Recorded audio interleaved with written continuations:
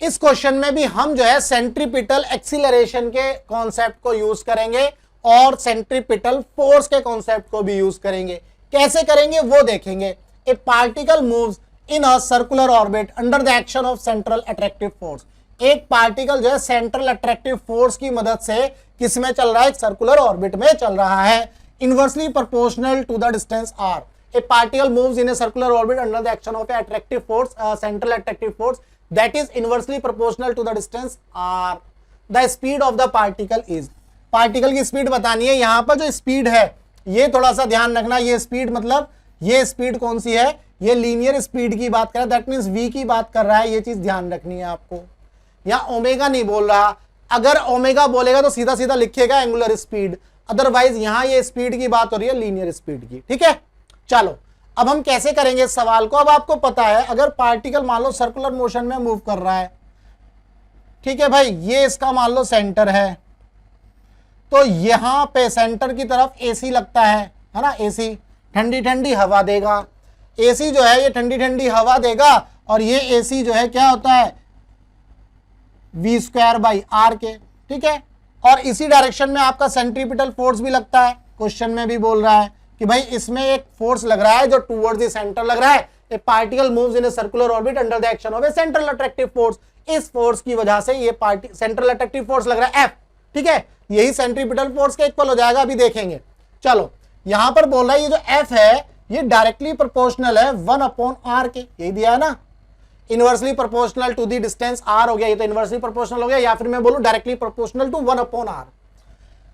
F जो है directly proportional आ गया, F जो है मैंने लिखा k/r, F क्या लिखा k/r, k जो है हमने क्या लिया कांस्टेंट, क्वेश्चन में ही दिया है, मैंने नहीं लिया है। k क्या है कांस्टेंट, प्रोपोर्शनैलिटी कांस्टेंट, क्या बोल देते हैं इसको, प्रोपोर्शनैलिटी, प्रोपोर्शनैलिटी कांस्टेंट, ठीक है भाई, लिख लेना प्रोपोर्शनैलिटी कांस्टेंट है, कांस्टेंट ऑफ प्रोपोर्शनैलिटी, ठीक है, पूरा कर दिया।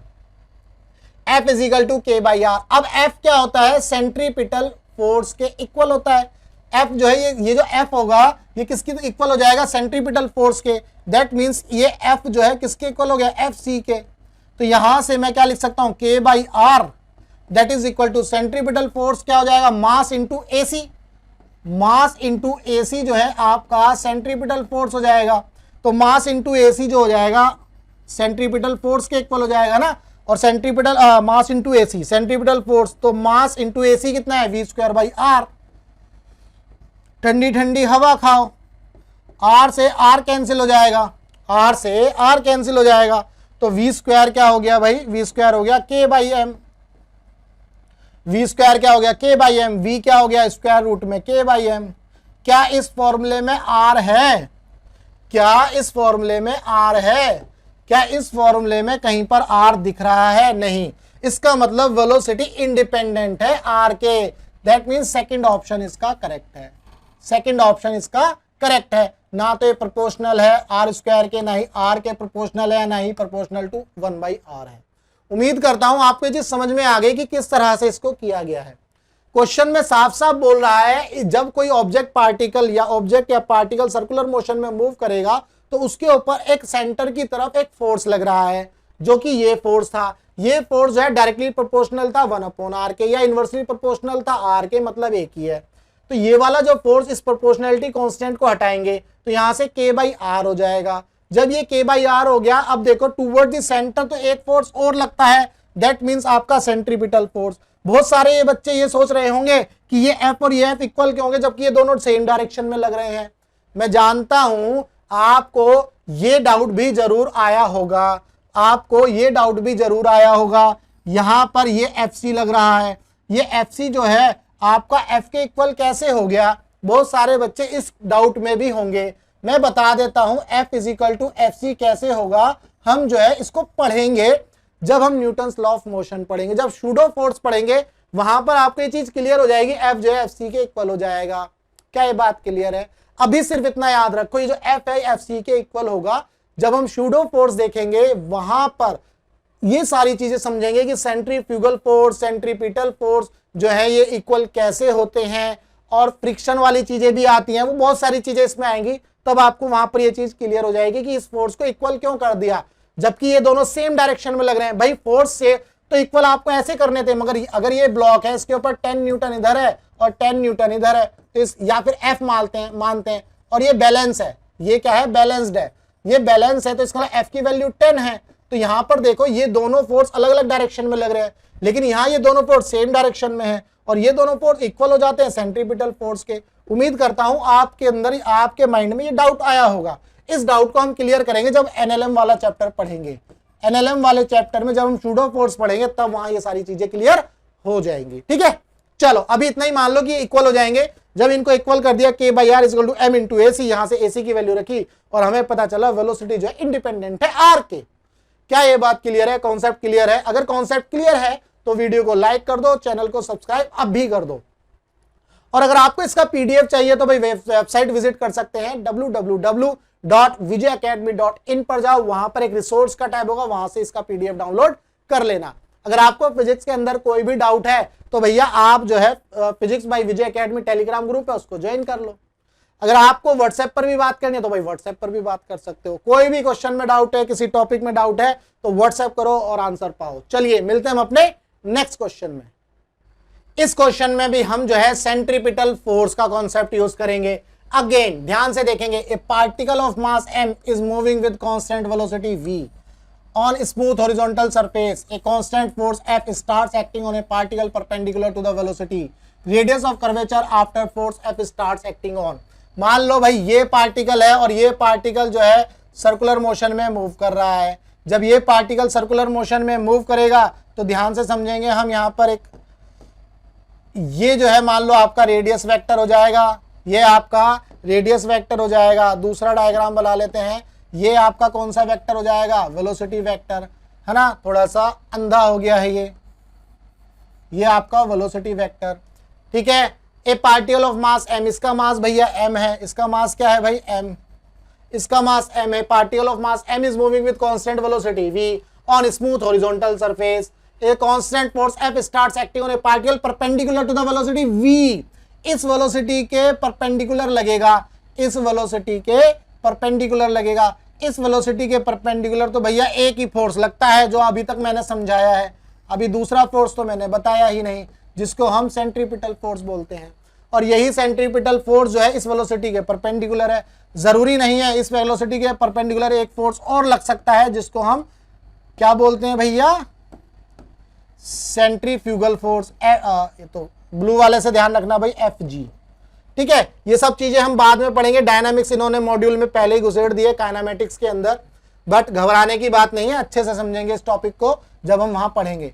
अभी तो इतना ही समझो भाई, ये FC और FG भी क्या हो जाते हैं, इक्वल हो जाते हैं। FC और FG इक्वल हो जाते हैं, बस देखने का नजरिया है भैया, देखने का नजरिया है। आप किस नजर से देखते हो उसी नजर से अगर इसको देखोगे तो ये दोनों इक्वल हो जाते हैं, समझेंगे हम बाद में। अभी सिर्फ इतना ही समझो भाई, देखो FC भी इसके पर परपेंडिकुलर है वेलोसिटी के, FG भी परपेंडिकुलर है। FG जो है सेंट्रीफ्यूगल फोर्स है, ये बाहर की तरफ लगता है, FC जो है टूवर्ड्स द सेंटर लगता है। तो वेलोसिटी जो है इन दोनों फोर्सेस के परपेंडिकुलर है। अब दोनों का मैग्नीट्यूड सेम होता है, दोनों का मैग्नीट्यूड सेम होता है mv²/r। ठीक है भाई, अब यहां पर FC लो, FG लो, जो भी लेना है लो, क्वेश्चन के हिसाब से F कर दो इसको। ठीक है, हमें R निकालना है, तो R क्या हो गया, mv²/f, mv²/f। क्या ये बात क्लियर है? आ गया भाई आपका answer mv²/f, first option correct है। उम्मीद करता हूं आपको इन सभी चीजों में कोई कंफ्यूजन नहीं हुई होगी। मैं बोल रहा हूं अभी सिर्फ आप इतना समझो, आपको सेंट्रीपिटल फोर्स तो बताया गया सेंटर की तरफ लगता है, आप ये ध्यान दो सेंट्रीफ्यूगल फोर्स इसके अपोजिट लगेगा। ये बिल्कुल ऐसा समझो, जब आप गाड़ी में ऐसे गाड़ी में बैठ के सर्कुलर रोड पे जाते हो तो आपको बाहर की तरफ धक्का लगता है, तो वो सेंट्रीफ्यूगल फोर्स होता है। उम्मीद कर रहा हूं आपके चीज समझ में आ गई। जब हम गाड़ी में जाएंगे तो पीछे की तरफ ऐसे गिरते हैं, है ना भाई, ऐसे घूम रही है गाड़ी तो हम पीछे की तरफ ऐसे घूमते हैं ना। जो ड्राइवर जब बाहर की तरफ निकलने की कोशिश करेगा वो FG के इक्वल होता है। तो हम जो है FC और FG का मैग्नीट्यूड सेम कर देते हैं, बैलेंस करेंगे हम वहां पर। अभी सिर्फ इतना समझो, उसी के हिसाब से हमने इसको इस फॉर्मूले में फिट किया और यहां से इसको F मान लिया, क्वेश्चन में F दिया है तो ये F के इक्वल हो गया और हमने इसको निकाला R = mv²/f। फर्स्ट ऑप्शन हमारा सही हो जाता है। उम्मीद करता हूं आपको इस क्वेश्चन का कॉन्सेप्ट समझ में आ गया। बिल्कुल भी माइंड में जो है कंफ्यूजन मत क्रिएट करना। FC FG अच्छे से बताए जाएंगे, जब हम न्यूटन्स लॉ ऑफ मोशन पढ़ेंगे। ठीक है, तो चलिए भाई, अगर कॉन्सेप्ट समझ में आ गया तो भैया जो है वीडियो को तुरंत लाइक कर दो और चैनल को जरूर सब्सक्राइब कर दो। अगर आपको इसका पीडीएफ चाहिए तो भैया वेबसाइट विजिट कर सकते हैं, यहाँ दी हुई है, वहां पर एक रिसोर्स का टैब होगा, वहां से डाउनलोड कर लेना। अगर आपको फिजिक्स में कोई डाउट है तो भैया आप जो है टेलीग्राम पर ग्रुप ज्वाइन कर सकते हो, फिजिक्स बाय विजय एकेडमी। और अगर आपको मुझसे 1-to-1 बात करनी है तो व्हाट्सएप पर भी बात कर सकते हैं, यहाँ दिया हुआ है नंबर, व्हाट्सएप पर आप अपना डाउट पूछ सकते हैं, चाहे वो फिजिक्स में कहीं पर कॉन्सेप्ट में है या किसी क्वेश्चन में है। क्लियर? चलिए मिलते हैं हम अपने नेक्स्ट क्वेश्चन में। इस क्वेश्चन में भी हम जो है सेंट्रीपिटल फोर्स के कॉन्सेप्ट को यूज करेंगे, तो ध्यान से समझेंगे भाई क्या बोल रहा है question. If the radii of circular, ओहो रेड कलर लो, लाल पत्र है तो नहीं, लाल कलर है भैया। If the radii of circular path of two particles, है ना, of same masses are in the ratio of 1:2। If the radii of circular path of two particles of masses of same masses are in the ratio of 1:2, then in order to have same centripetal force, their speed should be in the ratio of। भाई ये तो बहुत आसान सवाल है। Centripetal force क्या होता है? mv² by r, है ना। यहां पर ध्यान से समझेंगे, देयर स्पीड, ये बोल रहा है देयर स्पीड, यहां पर स्पीड की बात हो रही है, इसका मतलब वेलोसिटी की बात, ये v की बात हो रही है, नॉट ओमेगा, ओमेगा की बात नहीं हो रही, ध्यान रखना, है ना, v की बात हो रही है। तो हमें v का रेशो निकालना है। ठीक है भाई, दोनों का के ऊपर जो सेंट्रीपिटल फोर्स है सेम लगाना है। तो पहले पार्टिकल का centripetal force is equal to दूसरे पार्टिकल का सेंट्रीपिटल फोर्स, इक्वल कर दो। तो m सेम है v1 का स्क्वायर अपॉन में r1 का square, that is equal to mass v2 का स्क्वायर अपॉन में r2 का स्क्वायर। m से m कैंसिल आउट हो जाएगा, v1 स्क्वायर अपॉन में v2 square is equal to 1 upon r1 का स्क्वायर, mv स्क्वायर भैया, भाई r स्क्वायर थोड़ी ना है, r स्क्वायर नहीं है मेरे भाई, r स्क्वायर नहीं है, ये r है, ये r है। तो v1 स्क्वायर अपॉन में v2 square is equal to ये r1 या r2, r1 अपॉन में r2। क्या ये बात क्लियर है? हमें जो है v1 और v2 का रेशो निकालना है, तो v1 अपॉन में v2 is equal to square root में r1 अपॉन में r2। r1 और r2 का ही तो रेशो दिया हुआ है 1 अपॉन में 2, और इसका स्क्वायर रूट यह आ गया 1 अपॉन रूट 2। तो v1 अपॉन v2 आपको आ गया 1 अपॉन रूट 2। इसका मतलब आपके लिए दिख रहा है कि थर्ड ऑप्शन जो है सही है। तो ये तो बहुत सिंपल सवाल था। बेसिकली क्या करना था, जो सेंट्रीपिटल फोर्स है उसके फॉर्मूले को यूज करना था, इसमें तो कुछ ऐसा कोई हार्ड एंड फास्ट कॉन्सेप्ट नहीं था, है ना। अब अगर ये बोलता भाई एंगुलर स्पीड का रेशो निकालो, अगर ये बोलता कि एंगुलर स्पीड का रेशो निकालो, तब ये सवाल थोड़ा सा चेंज हो जाता, तब आपको mr ओमेगा स्क्वायर वाला फॉर्मूला यूज करना होता।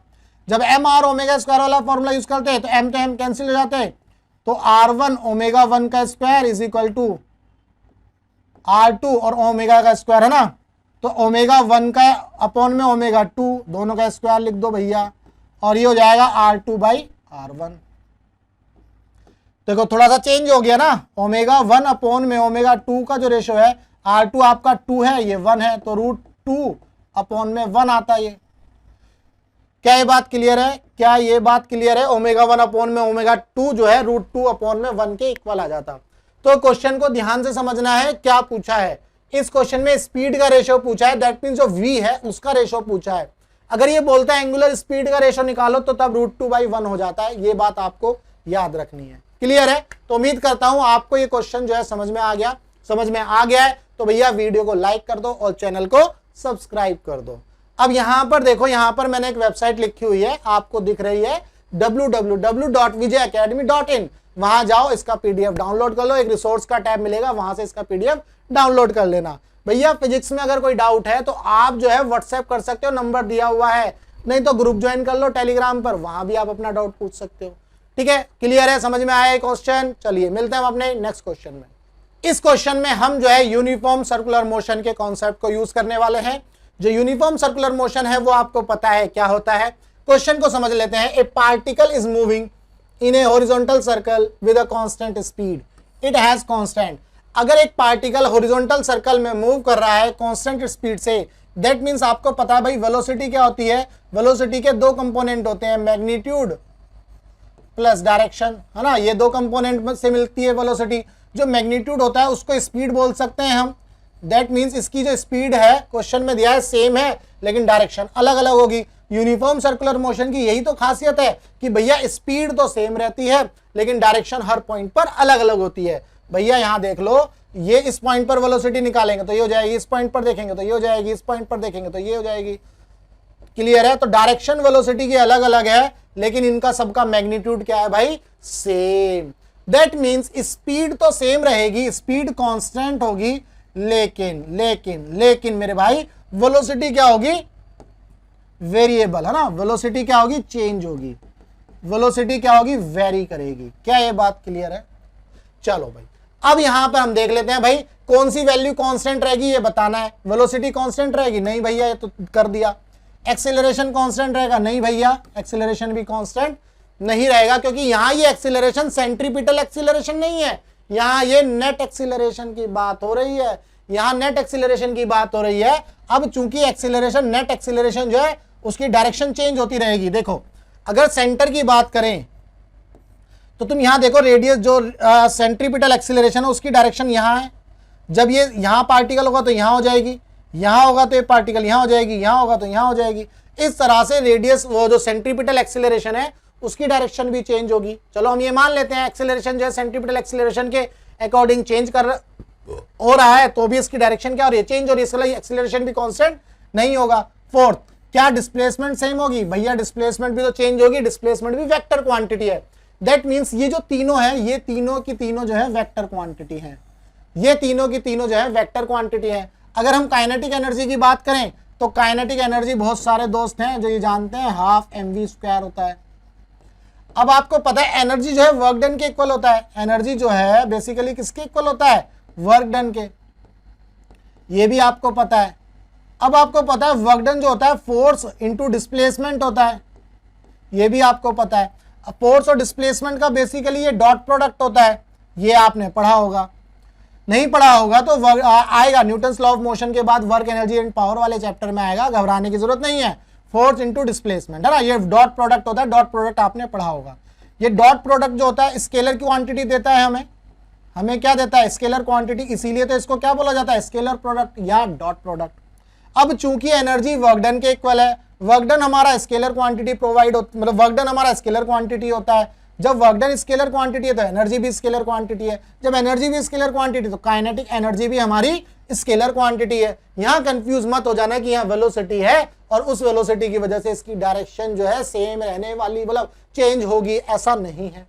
क्या ये बात क्लियर है भाई? एनर्जी जो है वर्क डन के इक्वल होता है, वर्क डन आपने पढ़ा है फोर्स इंटू डिस्प्लेसमेंट, फोर्स और डिस्प्लेसमेंट का डॉट प्रोडक्ट होता है, दोनों वेक्टर क्वांटिटी हैं, जब दोनों का डॉट प्रोडक्ट निकालते हैं तो हमें स्केलर क्वांटिटी मिलती है, और ये जो स्केलर क्वांटिटी मिली ये वेक्टर तो है नहीं, स्केलर मतलब मैग्नीट्यूड की बात होती है, इसका मैग्नीट्यूड सेम रहेगा। तो जब स्केलर सेम है, क्वांटिटी स्केलर क्वांटिटी होगी एनर्जी, तो काइनेटिक एनर्जी भी स्केलर क्वांटिटी, पोटेंशियल एनर्जी भी स्केलर क्वांटिटी, हीट भी स्केलर क्वांटिटी, जितनी भी फिजिकल क्वांटिटी जिनकी मात्रा, जिनकी यूनिट जूल है, वो सारी स्केलर क्वांटिटी। क्या ये बात क्लियर है? तो क्वेश्चन में घुमाने के लिए दिया हुआ था, यहां पर वेलोसिटी है कंफ्यूज करने के लिए कि भैया आपकी जो वेलोसिटी है वो भी कैसी होगी, ये वेलोसिटी है तो यहां पर ये काइनेटिक एनर्जी चेंज होगी। ऐसा क्वेश्चन जो है घुमाने के हिसाब से पूछा गया था। उम्मीद करता हूं आपको कॉन्सेप्ट समझ में आ गया। अगर समझ में आ गया तो भैया वीडियो को लाइक कर दो, चैनल को सब्सक्राइब कर दो। और अगर आपको भैया फिजिक्स में कोई डाउट है तो भैया आप टेलीग्राम पर ग्रुप ज्वाइन कर सकते हो, फिजिक्स बाय विजय अकेडमी। व्हाट्सएप पर भी आप मुझसे बात कर सकते हो, नंबर मैंने यहाँ पर दिया हुआ है। क्लियर है? तो चलो मिलते हैं हम अपने नेक्स्ट क्वेश्चन में। इस क्वेश्चन में जो है हम सेंट्रीपिटल एक्सीलरेशन या रेडियल एक्सीलरेशन के फॉर्मूले को यूज करके सॉल्व कर लेंगे। चलो भाई क्वेश्चन को पढ़ते हैं, बहुत आसान है। What happens to the centripetal acceleration of a revolving body if you double the orbital speed? अगर आप ऑर्बिटल स्पीड को डबल कर दोगे, if you double the orbital speed, बहुत सारे बच्चे कंफ्यूज हो जाएंगे, कहेंगे ऑर्बिटल स्पीड क्या है भाई? ऑर्बिटल स्पीड v दिया है तो इसका मतलब ये v दिया है। आपको कंफ्यूज नहीं होना है कि ऑर्बिटल वर्ड दे दिया तो कहीं हमें कुछ और तो नहीं दिया, ऐसा नहीं समझना। And half the angular velocity omega, omega जो है एंगुलर वेलोसिटी है, इसको जो है हम क्या कर दें, हाफ कर दें। तो भैया हम जो है एक्सीलरेशन, सेंट्रीपिटल एक्सीलरेशन पर क्या फर्क होगा ये निकालना चाहेंगे। तो सेंट्रीपिटल एक्सीलरेशन हमारा क्या होता है, सेंट्रीपिटल एक्सीलरेशन हमारा होता है v स्क्वायर बाई आर के। क्या ये बात क्लियर है। दूसरा फॉर्मूला होता है आर ओमेगा स्क्वायर के। ये बना कैसे है, v equal to r omega, दोनों का स्क्वायर किया और नीचे ये आर आया, उससे एक आर कैंसिल हुआ, उससे बनता है ये। क्या हम इसको इस तरह से लिख सकते हैं आर ओमेगा इंटू ओमेगा। क्या हम इसको इस तरह से लिख सकते हैं, बहुत बढ़िया, क्योंकि इस तरह से लिखने से ही ये सॉल्व होगा। क्योंकि यहाँ तो बहुत कंफ्यूजन है भैया, यहाँ v है यहाँ ओमेगा, इसको कैसे सॉल्व कर रहे हैं नहीं समझ में आ रहा। ठीक है भाई, अब ध्यान से समझेंगे, ये आर ओमेगा आपका v बन गया और ये आपका ओमेगा हो गया, ये आपका AC हो गया। अब यहां पर सिंपल सिंपल देखो क्या बोल रहा है, if you double the orbital speed, that means मान लो ये यहां पर AC है ना, ये फर्स्ट सिचुएशन ले ली हमने, और ये फर्स्ट सिचुएशन में ये v है, ये ओमेगा है। सेकंड सिचुएशन का सेंट्रीपिटल एक्सीलरेशन देखेंगे तो ये 2v हो गया, और ओमेगा किसके इक्वल हो रहा है, हाफ के, ये ओमेगा बाई 2 हो गया, 2v, और ये हो गया ओमेगा बाई 2 के। तो ये 2 से 2 कैंसिल हो गया, तो v omega again a centripetal का जो है 1 आ गया ना। तो AC2 is equal to AC1, that means centripetal acceleration is remains unchanged, the centripetal acceleration remains unchanged. क्या ये बात क्लियर है, क्या ये बात क्लियर है भाई। गलती इसमें बहुत सारे बच्चे ये दिमाग लगाएंगे सेंट्रीपिटल एक्सीलरेशन का ये फॉर्मूला लगेगा क्या, कंफ्यूजन है ना। फिर बोलेंगे अरे यार सेंट्रीपिटल का ये फॉर्मूला लगेगा क्या, तो ये भी कंफ्यूजन। क्यों, क्योंकि यहां पर v चेंज हो रहा है, यहां ओमेगा नहीं दिया, यहां पर ओमेगा चेंज हो रहा होगा तो v कैसे चेंज हो रहा होगा ये नहीं पता। तो हमने क्या किया, इन दोनों को यूज किया किस तरह से, बेसिकली हमने एक इक्वेशन में यहां पर आर ओमेगा, यहाँ वी और आर है, यहाँ आर ओमेगा, यहाँ वी आर है। तो हमने क्या किया, हमने इसको इस रिलेशन में तोड़ा जहां पर हमें v और ओमेगा ही मिल जाए। तो ये भैया v भी मिल गया और ओमेगा भी मिल गया। क्या ये बात क्लियर है। तो v और ओमेगा, अब दोनों में से एक चेंज हो रहा है भाई, v भी चेंज हो रहा है, ओमेगा भी, मतलब दोनों चेंज हो रहे हैं। यहाँ पर ये दोनों अलग अलग चेंज हो रहे थे, ये इस इक्वेशन में इधर चेंज हो रहा है, AC वाली इक्वेशन में, यहाँ इस वाली इक्वेशन में ओमेगा चेंज हो रहा है। भैया क्वेश्चन में तो दोनों चेंज हो रहे हैं, तो कैसे फिट करेंगे वो इस तरह से। क्या ये बात क्लियर है। तो फर्स्ट ऑप्शन हमारा सही है। उम्मीद करता हूं आपको कॉन्सेप्ट समझ में आ गया, और अगर समझ में आ गया तो भैया वीडियो लाइक कर दो और चैनल को सब्सक्राइब कर दो। वेबसाइट जाओ पर जाओ और PDF डाउनलोड कर लो, टेलीग्राम पर ग्रुप ज्वाइन कर लो, जो मैंने यहाँ दिया हुआ है डाउट ग्रुप, इसको ज्वाइन कर लो, फिजिक्स बाय विजय एकेडमी के नाम से है। व्हाट्सएप पर बात करना चाहते हो तो भैया व्हाट्सएप का नंबर दिया है, व्हाट्सएप पर भी आप मुझसे बात कर सकते हैं। क्लियर है। तो चलिए मिलते हैं हम अपने नेक्स्ट क्वेश्चन में। इस क्वेश्चन में जो है यूनिफॉर्म सर्कुलर मोशन के अंदर जितनी भी क्वांटिटीज हैं, linear velocity, angular velocity, linear acceleration या टेंजेंशियल एक्सीलरेशन, रेडियल एक्सीलरेशन, उन सब की डायरेक्शन की मदद से सॉल्व कर देंगे। बेसिकली इस क्वेश्चन की मदद से मैं आपको सारी डायरेक्शन बता दूंगा। ठीक है, फिर आप जो है आराम से डिसाइड कर सकते हैं कौन सा ऑप्शन जो है सही नहीं है, विच इज नॉट करेक्ट, है ना। चलो, a particle is moving along a circular path, एक पार्टिकल जो सर्कुलर पाथ में मूव कर रहा है, the angular velocity, linear velocity, angular acceleration and centripetal acceleration of the particle at any instant respectively r omega v alpha AC। मैंने बोला ना uniform circular motion के जितने भी पैरामीटर है इसमें हम ड्रॉ कर देंगे। Which of the following relation is not correct, कौन सी रिलेशन करेक्ट नहीं है, ध्यान से समझेंगे इस क्वेश्चन को, ध्यान से समझेंगे भाई। मान लो ये सर्कुलर मोशन ड्रॉ किया मैंने, ये अच्छा सा सर्कुलर मोशन हम ड्रॉ नहीं कर पाए थे, इसलिए हम दोबारा करेंगे। ठीक है, ये बना दिया भैया एक्सिस, ये हमारा रेडियस वेक्टर हो गया।